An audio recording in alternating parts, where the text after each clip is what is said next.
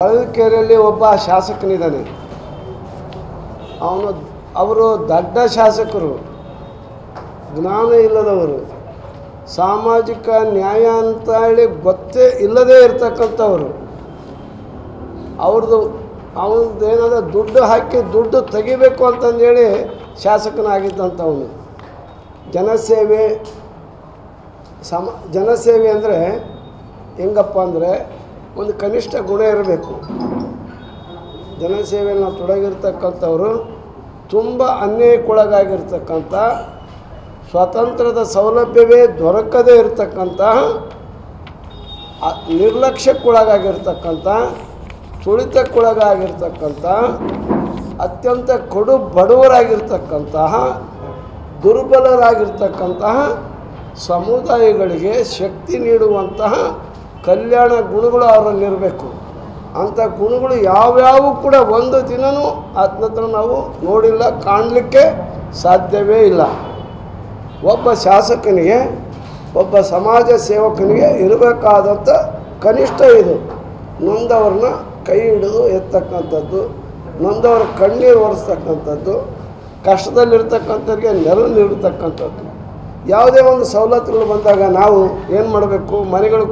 ಮನೆಗಳು ಹಂಚಿಕೆ ಮಾಡ್ತಕ್ಕಂಥ ಸಂದರ್ಭದಲ್ಲಿ ಯಾರು ಜೋಪಡಿಯಲ್ಲಿದ್ದಾರೆ, ಯಾರು ಮರನೆರಳಲ್ಲಿದ್ದಾರೆ, ಯಾರು ಕೂಡ ಪ್ರಾಣಿ ಪಕ್ಷಿಗಳು ವಾಸ ಮಾಡದೇ ಇರತಕ್ಕಂಥ ಕೊಳಚೆಯಲ್ಲಿ ವಾಸ ಮಾಡ್ತಿದ್ದಾರೆ, ಅಂಥವ್ರನ್ನೆಲ್ಲ ಕರ್ಕೊಂಬಂದು ಅವರಿಗೆ ನೆರಳನ್ನು ನೀಡಿ, ಆಶ್ರಯ ನೀಡಿ, ಅವರಿಗೆ ಆಶ್ರಯದಾತನಾಗಿರಬೇಕು. ಆದರೆ ಇಲ್ಲಿನ ಶಾಸಕ ಏನು ಮಾಡಿದಾನೆ ಅಂತಂದರೆ, ಗಣಿಗಳು ಗೊತ್ತಲ್ಲ ನಿಮಗೆ, ಗಣಿ ನಮ್ಮ ಸಂಪತ್ತನ್ನೆಲ್ಲ ಲೂಟಿ ಮಾಡಿಕೊಂಡು ಕೋಟ್ಯಾಧಿಪತಿಗಳು ಆಗ್ತಾಯಿದ್ದಾರೆ. ಆ ಕೋಟ್ಯಾಧಿಪತಿಗಳು ಆಗ್ತಾಯಿದ್ದಾರಲ್ಲ, ಅವ್ರಿಗೆ ಇಷ್ಟು ಅಂತೇಳಿ ಟ್ಯಾಕ್ಸ್ ಅಂತೇಳಿ ಹಾಕ್ಬಿಟ್ಟು ಆ ಹಣನ ಸಾರ್ವಜನಿಕರ ಕಲ್ಯಾಣಕ್ಕೋಸ್ಕರ ಬಳಸಬೇಕು ಅಂತ ಹೇಳಿದೆ. ಇಲ್ಲಿ DMF ಫಂಡು ಮತ್ತು ಕರ್ನಾಟಕ ಗಣಿ ಪರಿಸರ ಪುನಶ್ಚೇತನ ನಿಗಮದಿಂದ ಇದಕ್ಕೇನಂತಾರೆ KMIRC ಅಂತೇಳಿ ಅದು ಒಂದಿದೆ. DMF ಫಂಡ್ ಅಂತ ಒಂದಿದೆ. ಎರಡು ಫಂಡ್ಗಳಿದೆ. ಅಲ್ಲಿ ನಮ್ಮ ಸಂಪತ್ತನ್ನೆಲ್ಲ ಲೂಟಿ ಮಾಡ್ತಾಯಿದ್ದಾರೆ. ನಮ್ಮ ಸಂಪತ್ತೆಲ್ಲ ಹೋಗ್ತಾ ಇದೆ. ಭೂಮಿ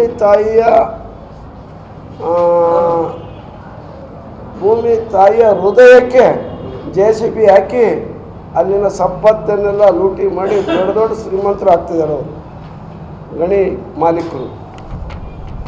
ಇಲ್ಲಿ ಶೋಷಿತರು, ಕಾರ್ಮಿಕರಿಗೆ ಯಾವುದೇ ರೀತಿಯ ನ್ಯಾಯ ಸಿಗ್ತಾ ಇಲ್ಲ. ಅಲ್ಲಿ ಕೆಲಸ ಮಾಡ್ತಕ್ಕಂಥ ಆ ಪ್ರದೇಶದಲ್ಲಿ ಗಣಿ ಬಾಧಿತ ಪ್ರದೇಶದ ಜನರಿಗೆ ಮೂಲಭೂತ ಸೌಕರ್ಯಗಳನ್ನೆಲ್ಲ ಕಲ್ಪಿಸ್ಲಿಕ್ಕೆ ಕೊಡಲಿ ಅಂತಂದೇಳಿ ಸುಪ್ರೀಂ ಕೋರ್ಟಿಂದ ಆಜ್ಞೆಯಾಗಿ ಇಷ್ಟು ಭಾಗದ ಹಣ ಆ ಭಾಗದ ಜನರ ಕಲ್ಯಾಣಕ್ಕಾಗಿ, ಶಿಕ್ಷಣಕ್ಕಾಗಿ, ವಸತಿಗಾಗಿ, ಆರೋಗ್ಯಕ್ಕಾಗಿ ಬಳಸಬೇಕು. ಆದರೆ ಜಿಲ್ಲಾಡಳಿತ ಅವರು ಶಾಮೀಲಾಗಿ ಹಣ ಬರೋಲ್ಲ, ಬಡವರಿಗೆ ಕೊಟ್ಟನಿದ್ರೇನು ರಸ್ತೆಗಳನ್ನ ಹಾಕ್ಬಿಡೋದು ಸುಮ್ಮನೆ.